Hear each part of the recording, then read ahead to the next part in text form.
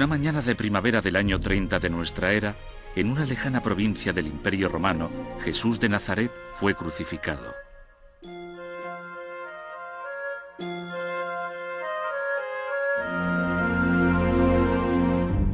Aunque en aquel momento fue algo insignificante, la vida, muerte y resurrección de Jesús cambió el mundo por completo.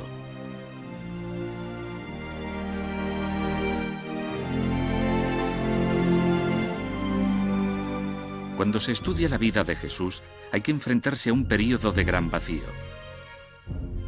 Sorprendentemente, la Biblia no recoge referencias sobre el período comprendido entre su nacimiento y casi 30 años más tarde.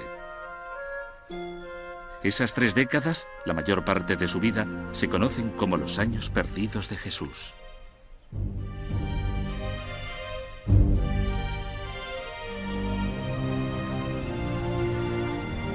¿A dónde fue Jesús y qué hizo durante aquellos años perdidos?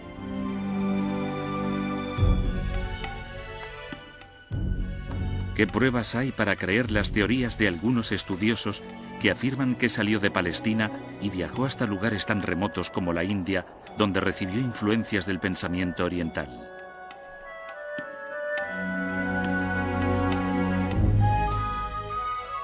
¿Por qué situó el poeta William Blake a Jesús en Inglaterra en el siglo I?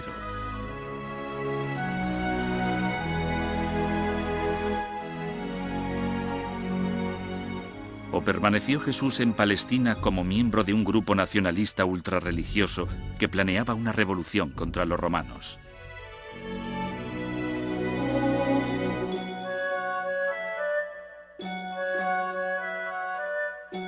¿Por qué no habla la Biblia de aquellas décadas?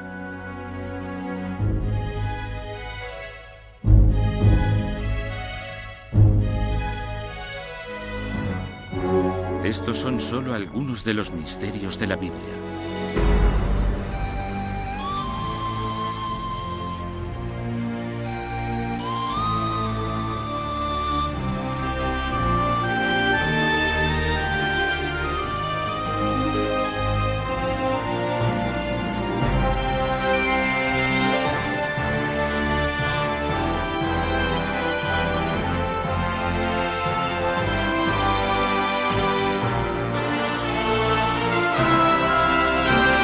Misterios de la Biblia.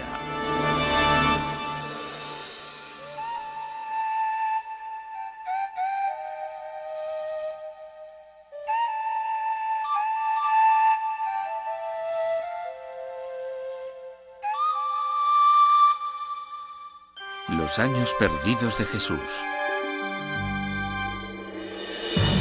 La búsqueda de Jesús.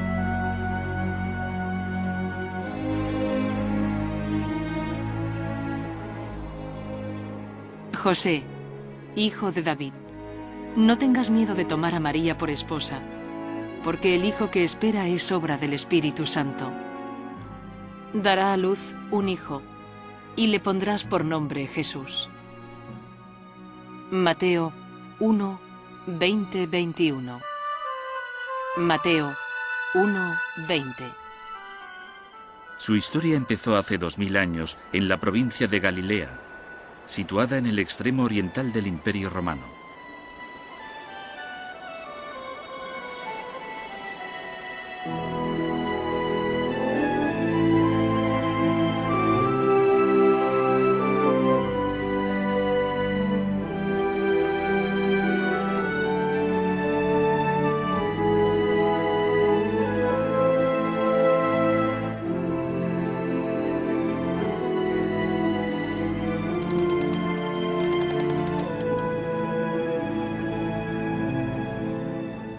Desde entonces, en todos los continentes y a lo largo de los siglos, en multitud de comunidades cristianas, la historia de Jesús se ha contado una y otra vez en cientos de lenguas.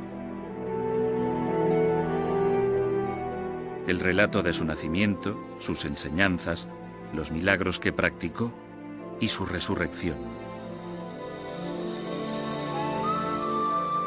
Se ha escrito más sobre Jesús que sobre cualquier otra persona en toda la historia. Y aún así, la Biblia no cuenta prácticamente nada del período más largo de su vida. El tiempo transcurrido entre el nacimiento de Jesús y el comienzo de su predicación, unos 30 años, se conoce como los años perdidos. De todo este período solo hay un relato en los Evangelios.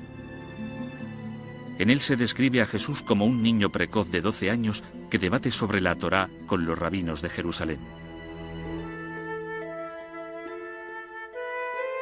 Lo encontraron en el templo, sentado entre los maestros de la ley, escuchándolos y haciéndoles preguntas. Y todos los que lo oían se maravillaban de su inteligencia y de sus respuestas. Lucas 2, 46. Lucas 2, 46, 47. Aparte de este único relato, el Nuevo Testamento guarda casi total silencio sobre la vida de Jesús hasta que empieza su predicación pública. ¿Qué pasó en aquellos años perdidos? ¿Dónde estuvo Jesús y qué hizo?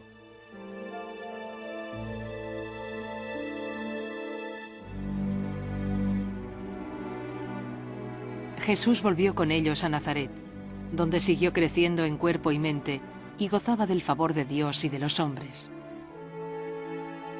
Lucas 2, 51. Lucas 2, 51, 52. Lo más que podemos decir sobre su juventud es que caminaba solidaria y silenciosamente junto a su pueblo, que seguramente era carpintero y que trabajaba con las manos. Alguien que vivía una vida sencilla en un pueblo de campesinos. Pero incluso esto es una especulación, ya que no se dice nada de ello en el Nuevo Testamento. ¿Por qué nos da la Biblia tan poca información? Casi todo lo que sabemos de Jesús tiene su origen en los 4 evangelios del Nuevo Testamento, los de Mateo, Marcos, Lucas y Juan. Nos puede parecer inconcebible, pero yo creo que los evangelistas eran eso, portadores de buenas nuevas. No eran biógrafos ni historiadores. Lo importante de Jesús era su mensaje espiritual, su sacrificio redentor, no los detalles de su vida personal.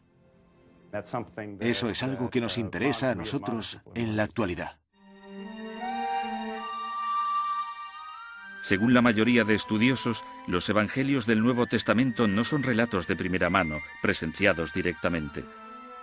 Los expertos en la Biblia creen que son la primera recopilación de las diferentes tradiciones orales y de fuentes anteriores, y que fueron escritos entre 40 y 100 años después de la crucifixión de Jesús. El problema de los evangelios y el Jesús histórico es que no se puede estar seguro de que es histórico. Y este debate dura ya más de 250 años. Es una cuestión difícil.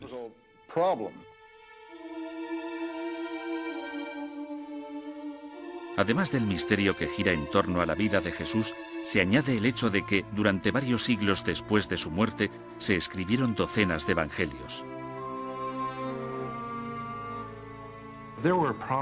Seguramente habría cerca de 50 evangelios escritos sobre Jesús en los primeros 100 años después de su muerte, y solo 4 de ellos llegaron a la Biblia. Muchos de los evangelios que no se incluyeron en el Nuevo Testamento, los llamados evangelios apócrifos, han llegado hasta nuestros días. Había mucho más escrito, aunque nunca llegara a trascender a este tipo de escrituras. Pero, ¿nos desvelan alguna cosa sobre los años perdidos de Jesús? En verdad no, solo nos cuentan historietas, como que Jesús mató a unos pájaros y los resucitó, pero son totalmente irrelevantes.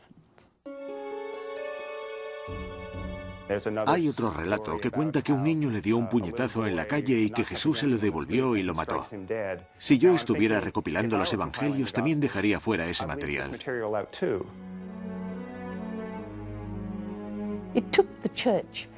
A la Iglesia le llevó unos 500 años fijar la imagen de Jesús. En los diversos concilios que se celebraron en aquel periodo de tiempo, se debatieron ampliamente muchísimos aspectos de Jesús. Por eso les llevó tanto tiempo. La gente, en general, no sabe que el Jesús que conocemos hoy en día es el Jesús que se forjó en aquellos 500 años, el Jesús de la fe.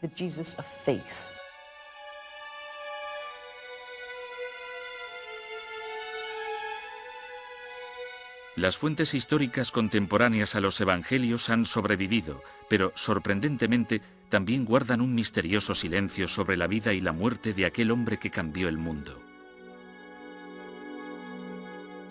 Uno de los grandes misterios sobre Jesús es por qué ninguno de sus contemporáneos escribió sobre él. Había muchos historiadores y escritores que vivieron en tiempos de Jesús y que recogieron sucesos de Palestina en aquella época. Aún así, ninguno escribió sobre él. Hay pocos puntos de referencia. Hasta cierto punto se puede reconstruir su vida pública, pero incluso en eso difieren ampliamente los expertos. Por eso es tan difícil recrear la persona de Jesús. Cada experto parece tener sus propias ideas.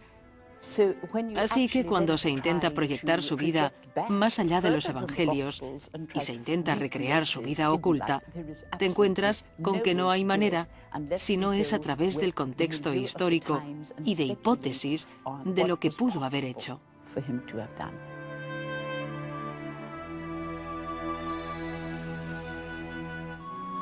La gente ha ansiado durante siglos saber más sobre la vida de Jesús. En un intento por completar sus años perdidos, se estudió, se investigó y se plantearon preguntas. ¿Vivió Jesús en Nazaret tranquilamente entre los 12 y los 30 años?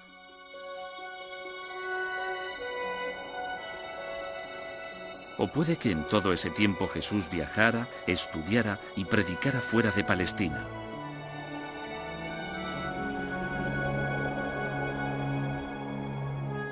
¿Es posible que Jesús viajara hasta lugares tan lejanos como la India y aprendiera de las enseñanzas de Buda?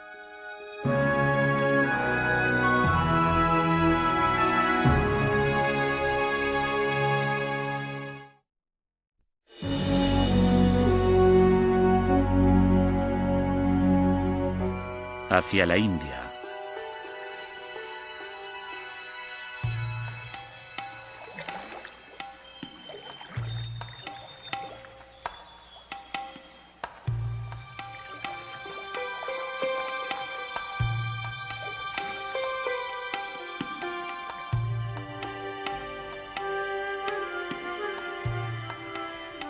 Hace más de 2500 años tuvo lugar un acontecimiento en los frondosos bosques del norte de la India que, como el nacimiento de Jesús, cambiaría la historia de la humanidad.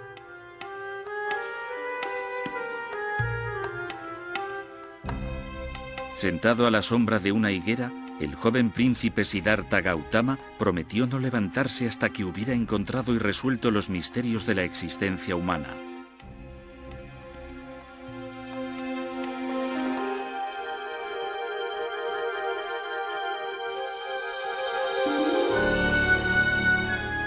Tras una noche de meditación interior, se levantó convertido en Buda, el iluminado.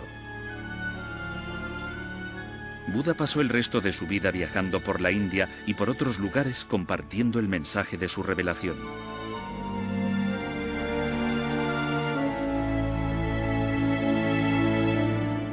¿Pudo Jesús haber estado en contacto con las enseñanzas de Buda? ¿Es posible, como piensan algunos, que viajara a la India en sus años perdidos?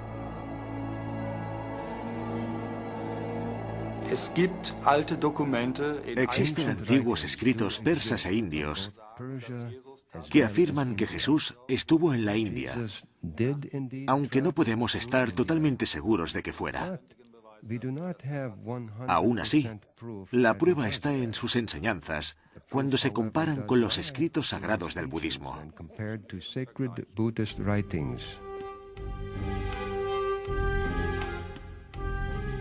Algunos estudiosos han encontrado considerables similitudes entre Jesús y Buda.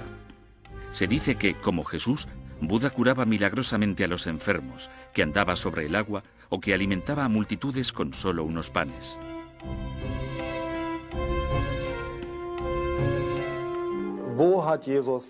¿De dónde obtuvo Jesús su conocimiento? Nadie lo sabe. Se explica con milagros.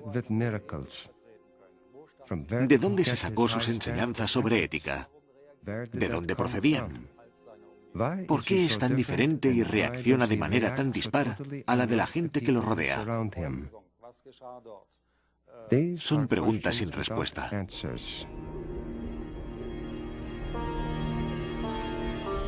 ¿Influyeron las enseñanzas de Buda en Jesús?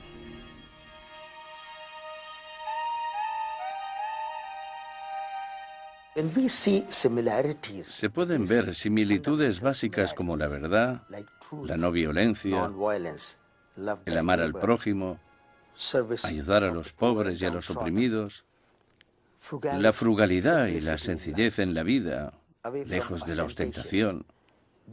Todo esto es igual en el cristianismo enseñado por Jesús y en el budismo enseñado por Buda. Quizá lo dijeran con palabras diferentes, pero la esencia es la misma. El significado y el mensaje son los mismos.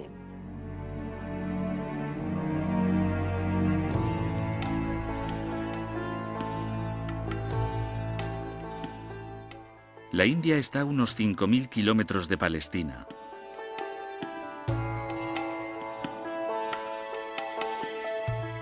¿Cómo pudo Jesús haber hecho un viaje tan largo?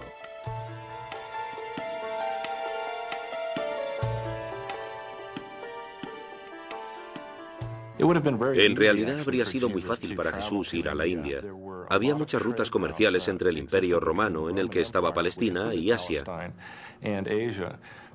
Por ejemplo, podría haber seguido la ruta que empezaba en Palestina. Atravesaba el norte de Afganistán y de Pakistán y bajaba hasta la costa occidental de la India. ¿Pudo Jesús haberse adentrado incluso más hacia el norte y haber llegado a la imponente cordillera del Himalaya?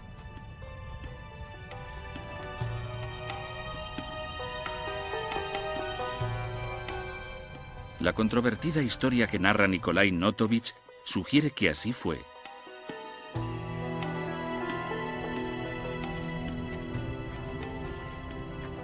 En 1887, Notovich, un periodista ruso, visitó Emis, un aislado monasterio budista situado en la alta cordillera del Himalaya, al norte de la India.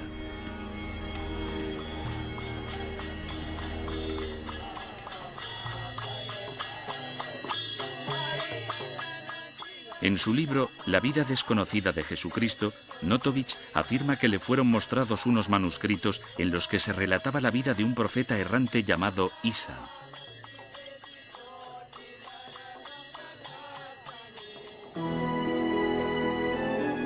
Después de consultar a los monjes y ver el manuscrito, Notovich estaba convencido de que Isa era en realidad Jesús. Según Notovich, el manuscrito arcano que le enseñaron revelaba que a los 14 años Jesús había ido a la India y se había introducido en el budismo. Tras años de estudio y predicación en Asia, pudo volver a Palestina llevándose consigo las creencias budistas.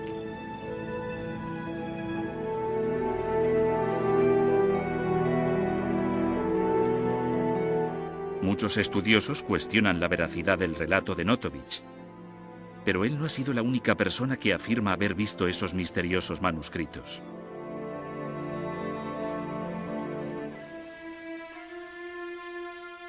En los años 20, un sacerdote hindú fue al mismo monasterio de Emis. Tradujo algunos pasajes, aunque no todos, y los publicó en un libro. Las traducciones eran casi paralelas a las primeras traducciones que había hecho Notovich. Parece ser que hubo otra referencia sobre los manuscritos de Isa en Emis hasta 1939.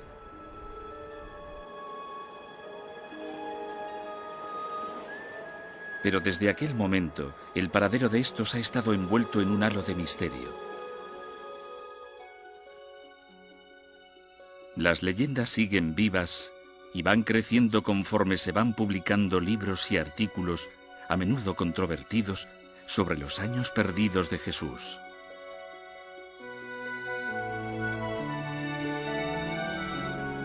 ¿Viajó Jesús a Inglaterra?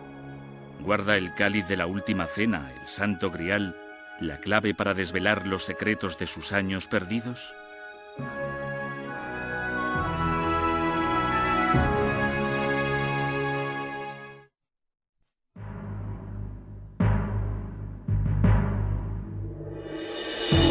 Inglaterra y el Santo Grial.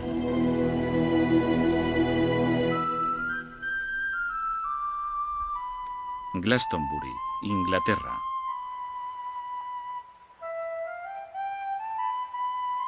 En un emplazamiento cargado de misticismo, entre prehistóricas fuentes sagradas,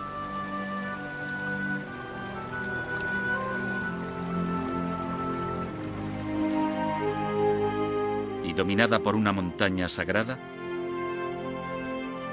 Glastonbury parece ser un lugar adecuado para buscar leyendas sobre los años perdidos de Jesús. El poeta inglés William Blake nos dejó una excelente descripción. Caminaron aquellos pies por la Inglaterra de las verdes colinas. ¿Fue el Cordero de Dios visto en aquellas dehesas divinas? William Blake Milton, un poema en 2 libros, 1804.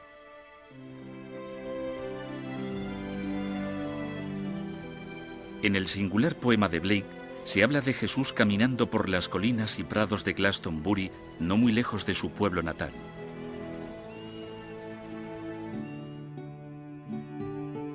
La leyenda de Glastonbury culmina en el año 63 con José de Arimatea, un discípulo de Jesús que fundó la primera iglesia cristiana de Gran Bretaña. Según dicha leyenda, José de Arimatea es el nexo para situar a Jesús aquí.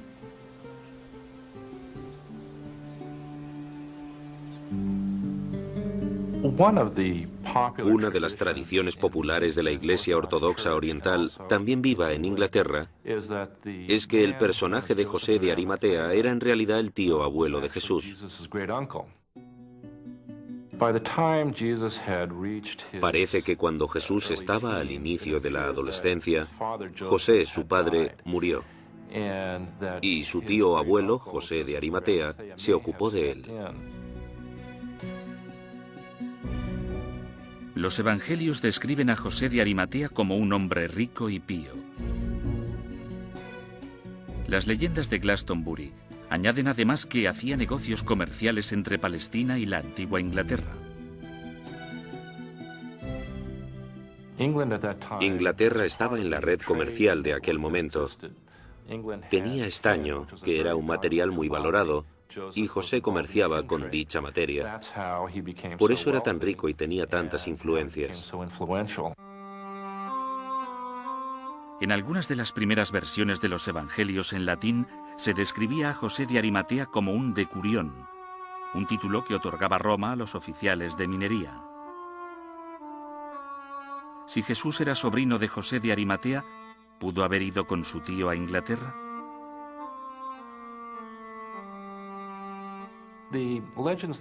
Las leyendas que hay en Inglaterra dicen que Jesús viajó con José de Arimatea por la costa sur de Inglaterra, por Cornualles.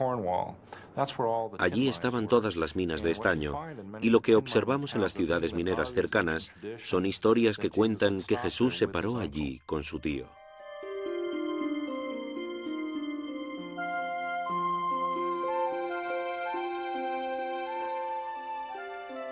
La población que vivía en la zona en la época de Jesús era druida.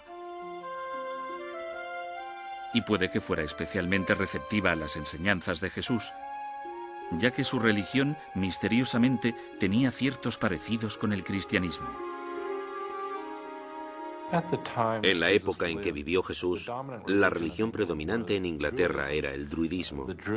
Los druidas creían en un futuro Mesías y, de hecho, según algunos historiadores, utilizaban la palabra Jesús para referirse a él.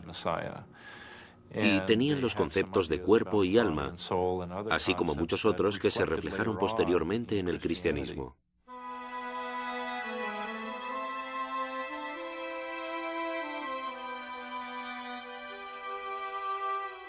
Al extenderse el cristianismo por Inglaterra, los druidas dejaron de lado sus creencias paganas y se convirtieron. ¿Vieron los druidas cumplida en la vida de Jesús su profecía sobre el Mesías?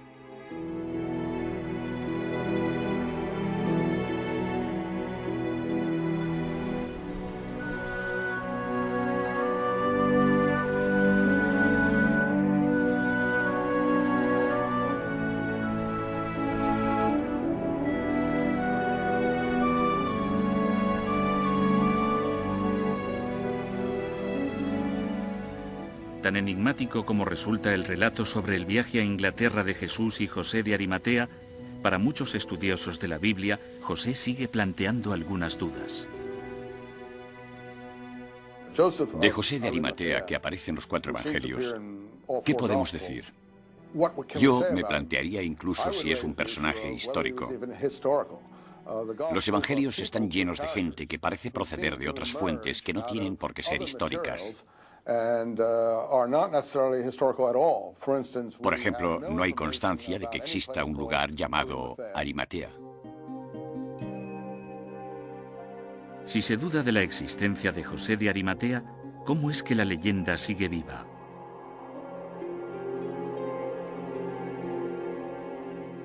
El problema de la gente es que confunde la literatura con la historia. Los evangelios son literatura, las tradiciones son literatura, pero la historia se forja con materiales mucho más firmes que esos. No obstante, la polémica continúa,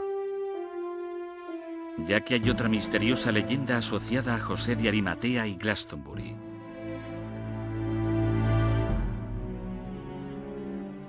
Se trata de la historia del Santo Grial, el cáliz sagrado del que Jesús bebió en la última cena.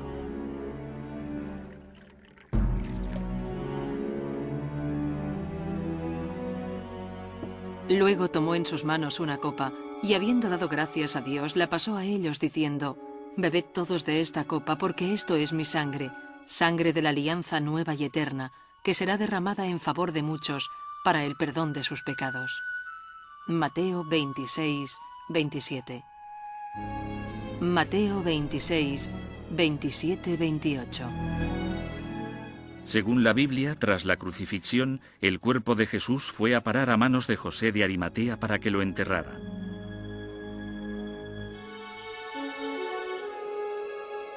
La leyenda de Glastonbury cuenta que José hizo un último viaje a Inglaterra para predicar el Evangelio, y que con él se llevó el cáliz de la última cena.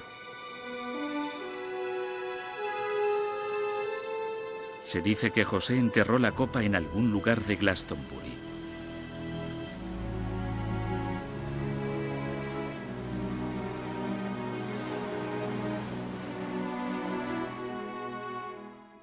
Hay otro elemento en la historia de José de Arimatea y es el cáliz.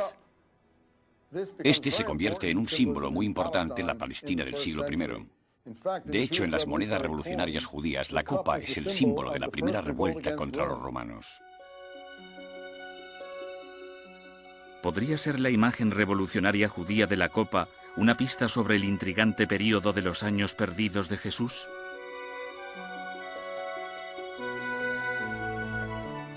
¿Pasó Jesús sus años perdidos en el desierto con una secta apocalíptica de fanáticos religiosos?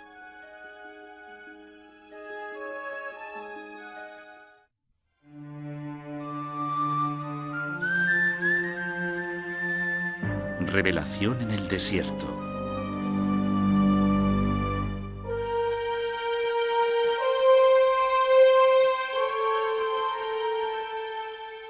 El Mar Muerto. 25 kilómetros al este de Jerusalén y a más de 400 metros bajo el nivel del mar, el lugar más bajo de la tierra.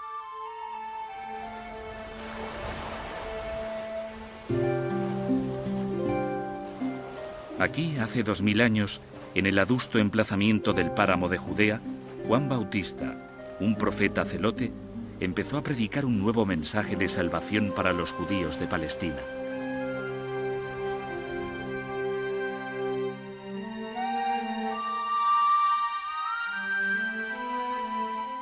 Sucedió que Juan Bautista se presentó en el desierto bautizando a la gente. Les decía que debían convertirse a Dios y ser bautizados para que Dios les perdonase sus pecados. De toda la región de Judea y de la ciudad de Jerusalén salían a oírlo. Confesaban sus pecados y Juan los bautizaba en el río Jordán. Marcos 1:4. Marcos 1:4-5. El mensaje de redención de Juan se extendió por todo Israel como la pólvora. Grandes cantidades de gente iban a oírle predicar y a bautizarse. Uno de ellos fue Jesús.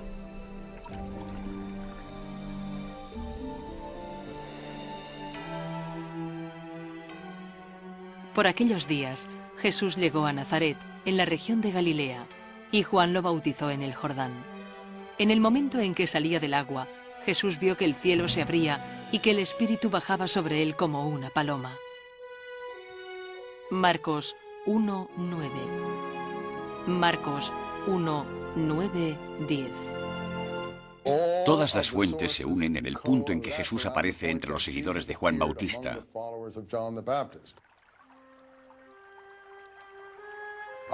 Yo creo que esa es la única información creíble que se va a encontrar en el Evangelio sobre los primeros años de Jesús.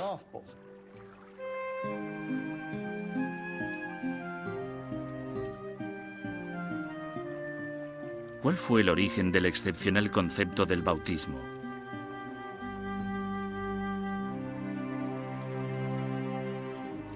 Puede que, en parte, la respuesta la encontremos en una misteriosa secta de judíos ultrarreligiosos que vivían en los páramos que rodeaban el Mar Muerto, en un lugar llamado Qumran. Eran los esenios. Muchos estudiosos han sugerido que Juan Bautista y Jesús pudieron haber pertenecido en algún momento a aquella comunidad. Él no formaba parte del poder establecido, no formaba parte de la aristocracia del templo, y es probable que tuviera algún tipo de contacto con el movimiento esenio de Qumran, quizá a través de Juan Bautista.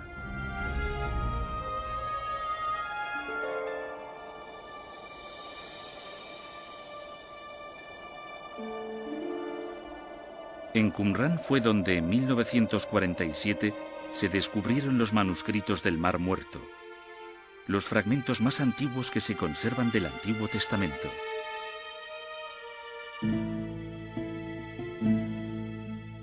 Entre aquellas escrituras sagradas se encontraron documentos que describían la comunidad esenia que vivía en Qumran.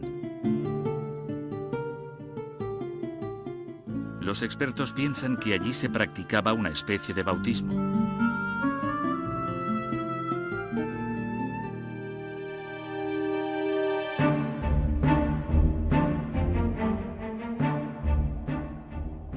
Las aparentes conexiones entre Jesús, Juan Bautista y la comunidad esenia han servido para avivar la polémica entre los estudiosos de la Biblia.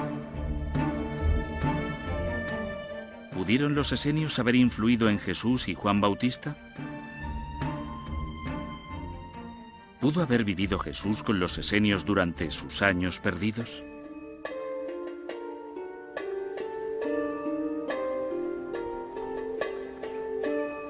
Los expertos han descubierto otros paralelismos sorprendentes entre Jesús y los esenios. Estos se distinguían por el amor al prójimo, su sencillez en la vida y su estricta obediencia a las leyes de la Torá.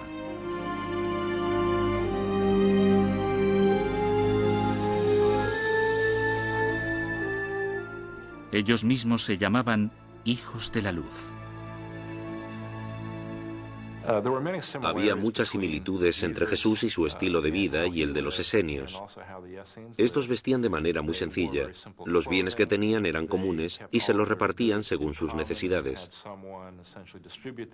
Apenas tenían bienes materiales. Y estas son las características que conocemos de la doctrina de Jesús hoy en día.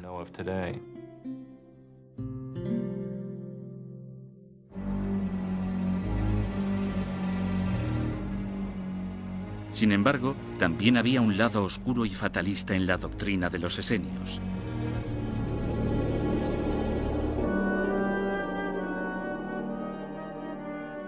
Uno de los documentos encontrados, conocido como los manuscritos de la guerra, ha inducido a los expertos a pensar que los esenios eran fanáticos religiosos. Igual que Juan Bautista y Jesús, ellos rechazaban lo que consideraban la corrupción de los sacerdotes judíos.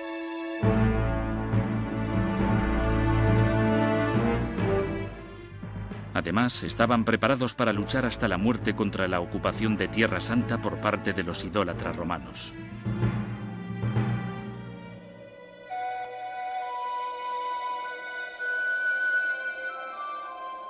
Los esenios trasladaron su comunidad a los páramos del Qumrán porque pensaban que se acercaba una guerra que los enfrentaría al enemigo.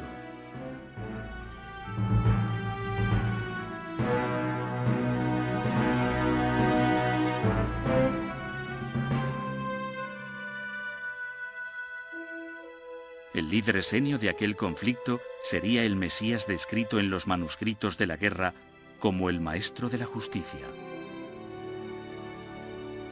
Tenemos un grupo de bautistas del páramo que además eran revolucionarios y gente que luchaba por la libertad. Es la característica distintiva de los manuscritos del Mar Muerto, que combinan el ascetismo esenio, el bautismo, la vida en la naturaleza y una ideología pura. Pero también tienen una visión militante y de guerra apocalíptica del Hijo del Hombre, que bajará de las nubes del cielo para luchar en la guerra final contra toda la maldad de la tierra. Eso es lo que se dice en el manuscrito de la guerra.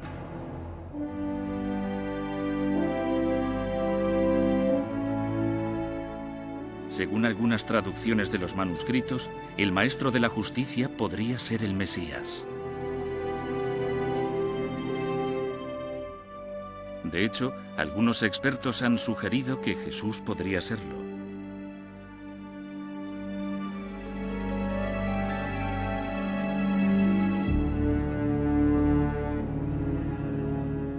Sin embargo, otros destacan algunas contradicciones que suponen implicaciones de importancia.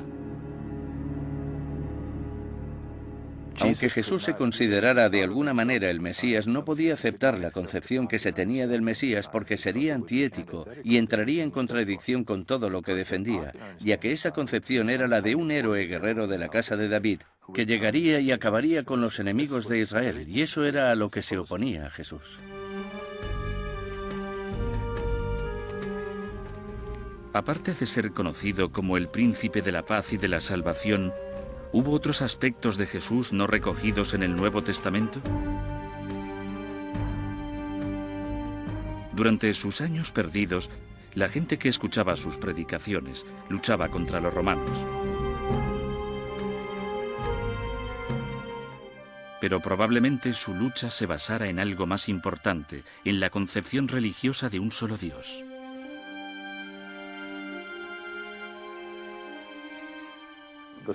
La situación en Palestina era insostenible, y lo sabemos por varias fuentes, entre ellas por los manuscritos del Mar Muerto.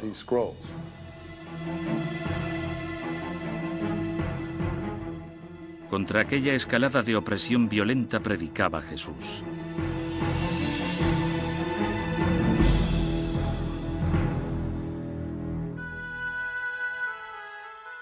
En los evangelios se describe a Jesús como una persona contraria a la violencia. Habéis oído que antes se dijo, ojo por ojo y diente por diente. Pero yo os digo, amad a vuestros enemigos y orad por los que os persiguen. Mateo 5:38.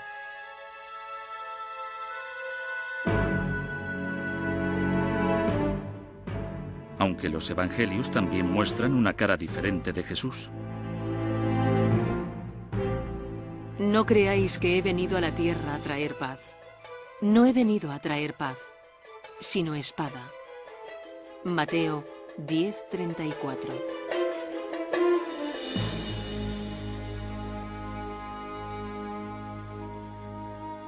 ¿Por qué presenta el Nuevo Testamento visiones enfrentadas de Jesús? Algunos expertos hacen hincapié en determinados pasajes de los evangelios que, según su opinión, contienen pistas ocultas sobre la verdadera naturaleza de la misión de Jesús entre los judíos.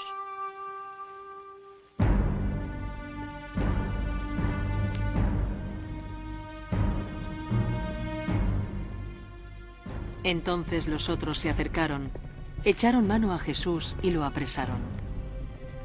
En esto, uno de los que estaba con Jesús sacó una espada y cortó una oreja al criado del sumo sacerdote. Mateo 26:50. Si nos fijamos en los evangelios, algunos de los seguidores de Jesús llevan espadas, y cuando le preguntan ¿cogemos una espada?, él le responde «coged dos». Así que está claro que algunos de los seguidores de Jesús eran gente de puñal y espada, y a uno de los suyos lo llaman celote. En aquella época había un grupo de gente a los que se llamaba celotes, y de hecho Jesús tenía uno de ellos entre sus apóstoles. Era un grupo que se había formado algunos años antes de nuestra era y cuyo objetivo era expulsar de allí a los romanos.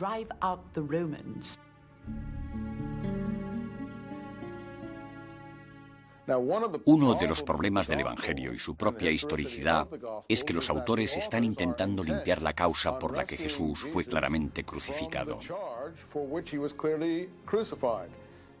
Los romanos no crucificaban a blasfemos. La crucifixión era el castigo de los romanos para la insumisión política. Por lo tanto, fue claramente crucificado por revolucionario.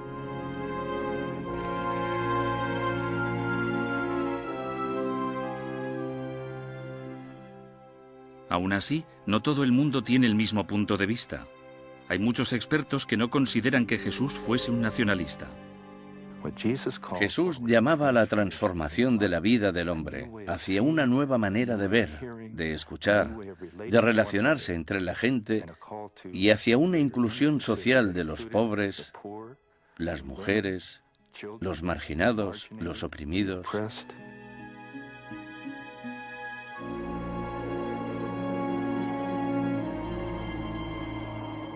Si Jesús estuvo implicado en una revolución, puede que eso explique el vacío que existe en ese periodo de su vida.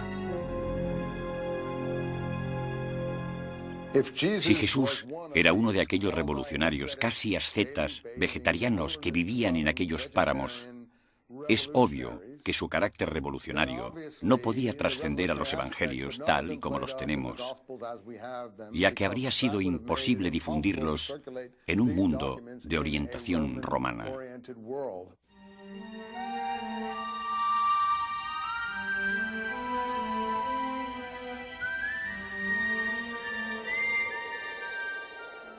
Puede que todo esto nunca llegue a resolverse y sea un misterio para siempre. Desde la muerte de Jesús y durante casi 2000 años han aparecido innumerables historias y leyendas para llenar el vacío que suponían aquellos misteriosos años perdidos. ¿Por qué? Yo creo que aún nos fascinan aquellos años perdidos porque a todos nos gustan los buenos misterios. Ahí tenemos al hombre más famoso de la historia que de repente desaparece durante un largo periodo de tiempo y luego reaparece con un mensaje que cambia el mundo entero.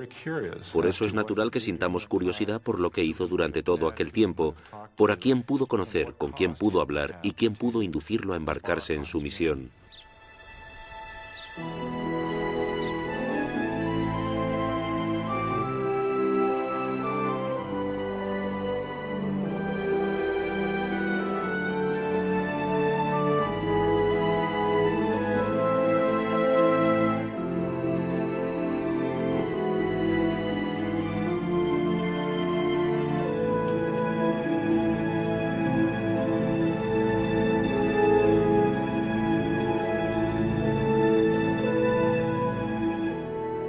Quizá el misterio de los años perdidos de Jesús sea un capítulo secreto que se supone que nunca tendríamos que llegar a leer.